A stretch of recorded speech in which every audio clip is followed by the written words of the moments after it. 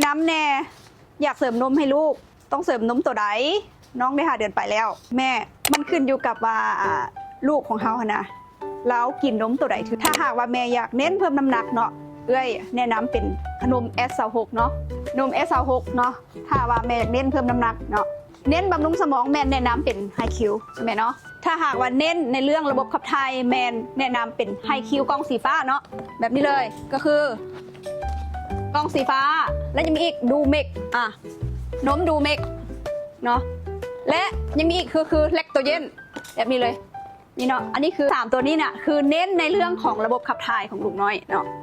ลูกของแม่ตอนนี้อยู่ในช่วง5 เดือนปลายสิเนาะยังกินนมเบอร์ 1อยู่นะแม่เนาะเบอร์ 1ก็คือ0 เดือนและเกิดหา1 ปีใช่ไหมเนาะแม่เลือกได้เลยว่าต้องการเน้นจุดใดบอลใด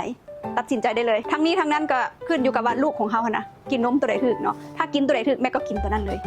เนาะ